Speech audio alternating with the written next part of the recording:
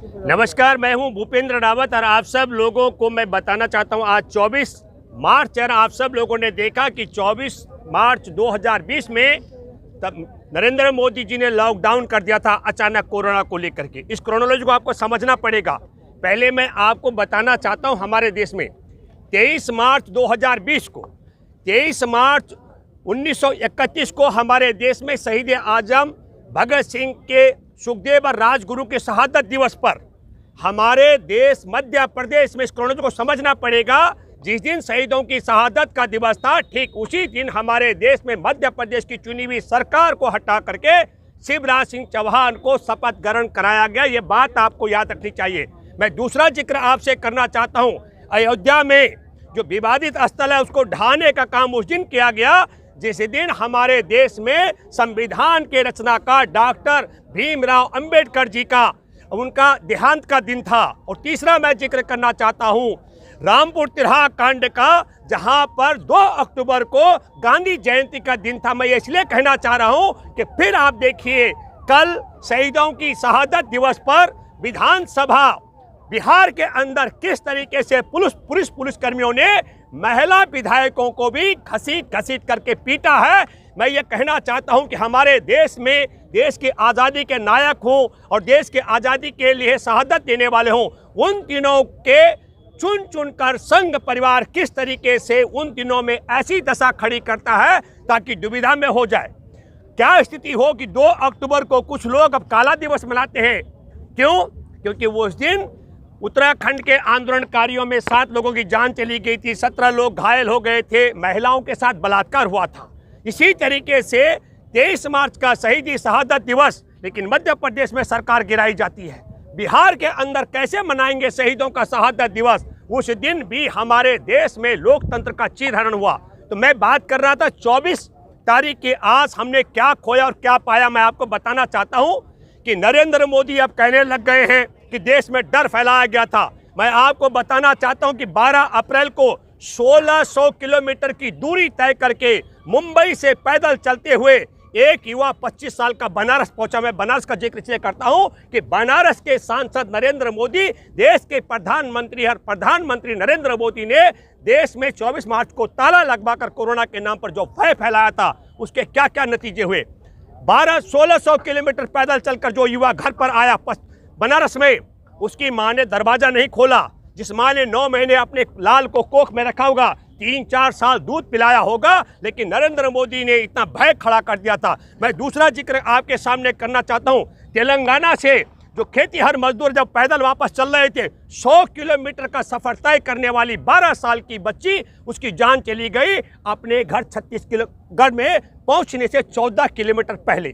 मैं तीसरा जिक्र करना चाहता हूं राम जी महतो का। राम जी महतो दिल्ली में ड्राइवरी करता था, ट्रक में रहता था और ट्रक में रहने वाले व्यक्ति को होटल में खाना खाता था। लेकिन आप सब लोगों ने देखा होगा भारत में चाय की दुकान और होटल ढाबे बंद हो जाने से लाखों लाख वो लोग मजबूर थे पलायन करने के लिए। कहां से खाना खाएंगे? राम जी महतो दिल्ली से पैदल चला बिहार के लिए भूखा प्यासा और बनारस में उनके अंतकाल उनका देहांत हो गया और उसके परिवार ने कहा हमारे तो रोटी के लाले पड़ रहे हैं, हम कैसे दाह संस्कार के लिए शामिल हो।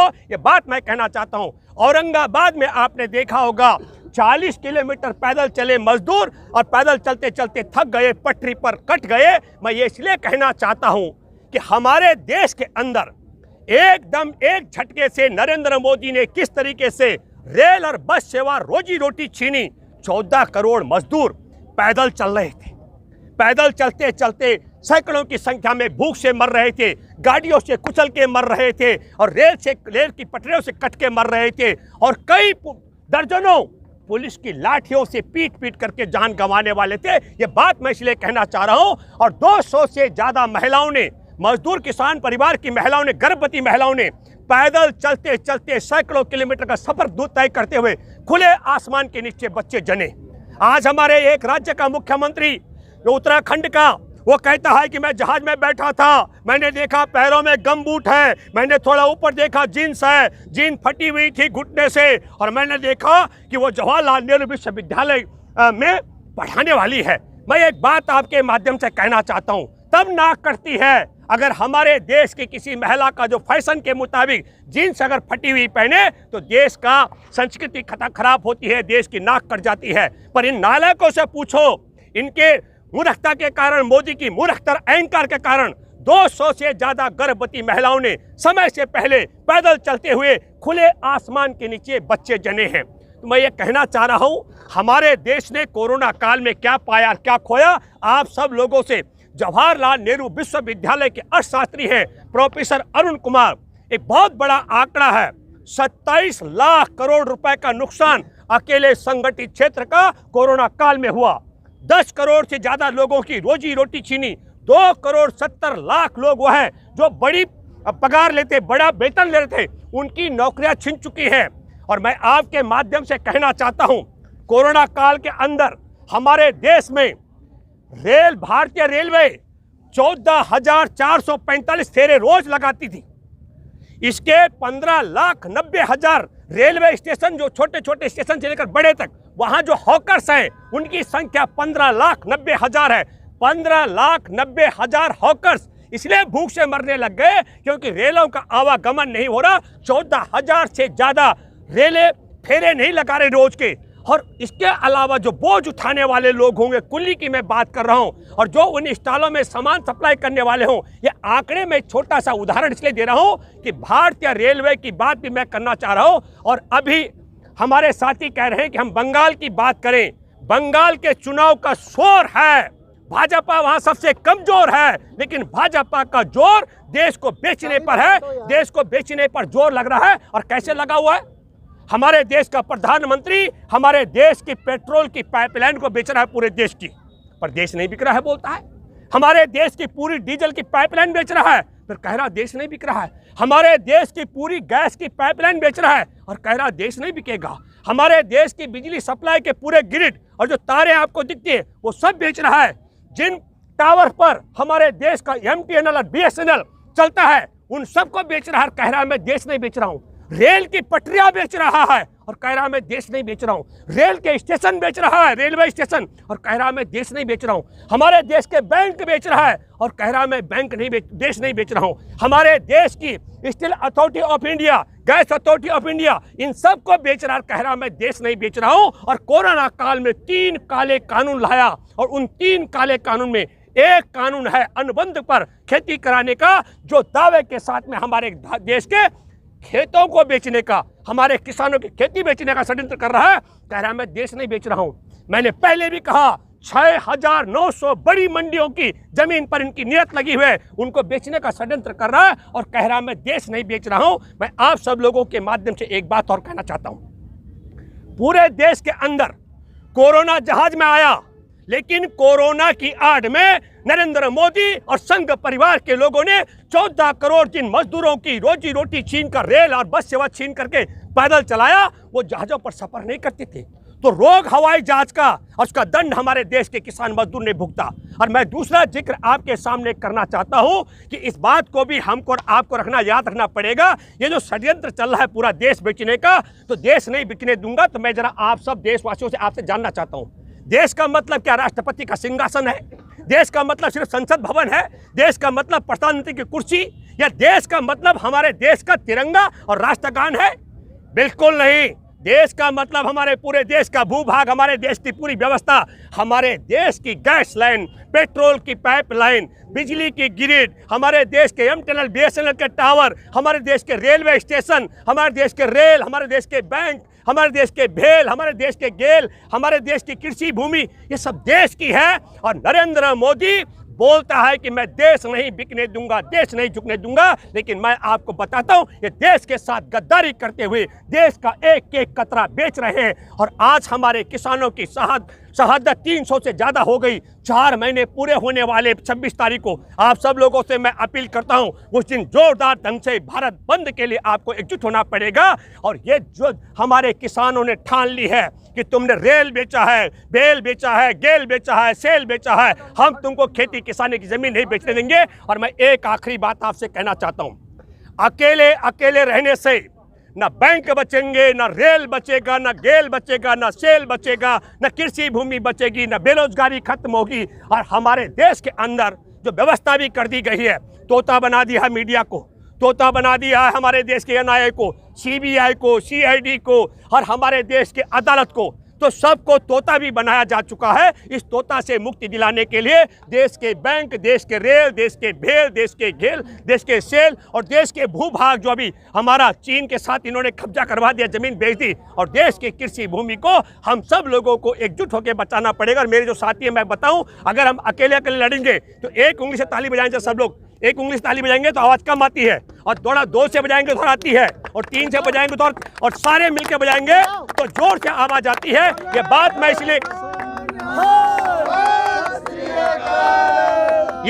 मैं इसलिए कहना चाहता हूं कि पूरे भारत को बचाने के लिए जिस तरीके से हमारे, कल मैंने कहा फिर दोबारा कहता हूं कि शहीद आजम भगत सिंह, गुरुदेव और अपना सुखदेव और इन सब की शहादत से लेकर के और भीमराव अंबेडकर जी का जो देहांत का दिन था 6 दिसंबर, उसको और गांधी जयंती को कलंकित करते हुए बाकी सब आप देखेंगे आरएसएस के नेताओं ने जिस दिन जन्म लिया उस दिन देश में कोई दंगा और पंगा नहीं होता है, और जिस दिन हमारे देश के नायकों ने जन्म लिया, शहादत दी, या उनका देहांत का या जन्म का दिन है, उसको कलंकित करने में कोई ठेस नहीं, वो कमी नहीं छोड़ते हैं। और मैं एक बात आपके साथ और कहना चाहता हूँ, सबसे बड़ी बात, मैं उत्तर प्रदेश से आया हूँ, योगी राज में मैं तो हैरान हूं।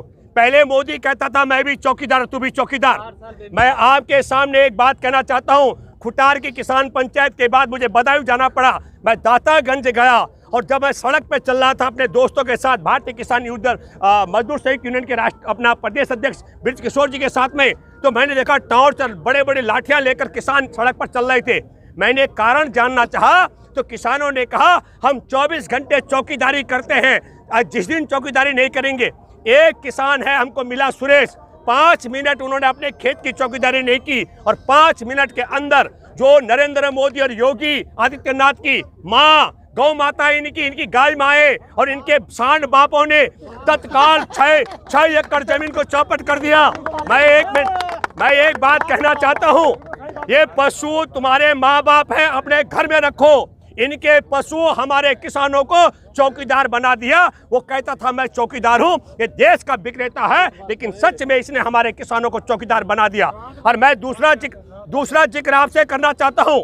मैंने उत्तर प्रदेश का दौरा किया, हमारे देश के उत्तर प्रदेश के किसानों के फसल खेतों में सुरक्षित नहीं है, इनके माँ बाप आकर के चट कर जाते हैं मोदी के और योगी के, और हमारे उत्तर प्रदेश के किसानों के परिवार घरों में सुरक्षित नहीं है। इनके हनुमान आकर के, वो क्या होता है, बंदर आकर के, बंदर सेना महिलाओं पर, बच्चों पर हमले कर रही है, जबरदस्ती लूट करके उनके हाथ से गूंदा हुआ, महिलाओं के हाथ से गूंदा हुआ आटा लेकर छीन कर भाग जाती है। और मैं एक बात लास्ट कहता हूं, मैं हैरान हूं और खुशी भी हुई मुझे कि वसीम रिजवी, जिसने 3 आयतों पर 3 तरह की, मैं आपको बताता हूं जिहाद किसे कहते हैं। एक बात मैं दोबारा रिपीट करता हूं, हमारे देश में चीन ने हमला किया और नालायक कायर चीन के राष्ट्रपति को झूला झुलाने वाले ने उसका विरोध नहीं किया, तो 15 जून को हमारे निहत्थे 20 जवानों की शहादत हो गई और 76 मारे गए।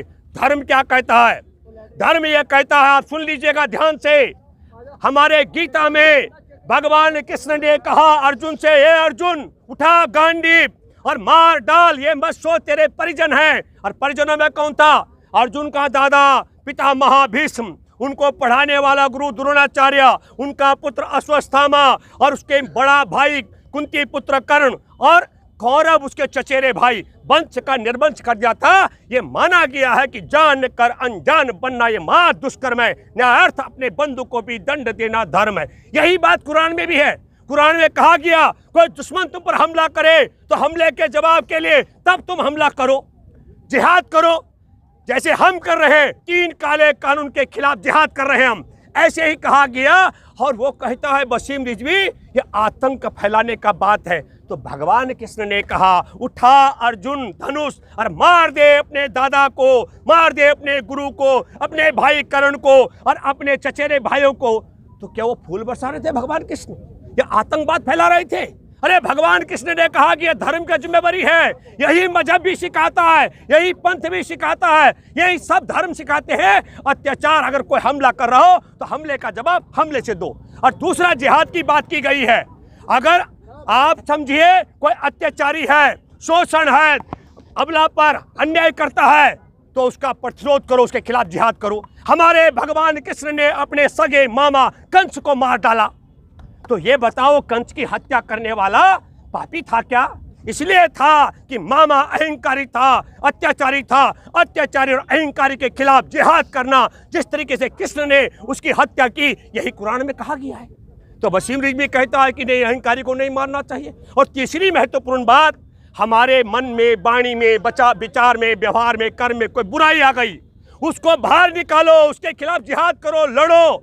अरे हमारे देश में अभी, हमारे देश के अंदर नफरत, इंसान से इंसान में नफरत फैलाने वाले आरएसएस के परिवार की सरकारें हैं। हम कहते हैं इस गंदगी को देश से निकाल बाहर करो, इसके खिलाफ हम सबको लड़ना पड़ेगा, एकजुट होना पड़ेगा। 3 काले कानून लाए गए, इन्हें हटाने के लिए जिहाद चल रहा है। मैं ये बात कहना चाह रहा हूँ कि जो हमारे शरीर में, वाणी में, व्यवहार में, देश में बुराई है, उनके खिलाफ उठ खड़ा होना पड़ेगा। कुरान में भी कहा गया है, गीता में भी कहा गया है, बाइबल में भी कहा गया है, गुरु ग्रंथ साहिब में भी कहा गया, और इंसानियत में भी कहा गया। ये बात ही मैं कहना चाहता हूँ। लेकिन सच में योगी और मोदी राज में इन्होंने देश बेच रहे हैं और हमारे देश के किसानों को चौकीदार बना चुके हैं। और जो किसान चौकीदारी नहीं कर रहे हैं, उनको यहाँ खुले आसमान के नीचे आज जुलाई से लेकर के निरंतर, लेकिन 4 महीना दिल्ली में होने वाला है।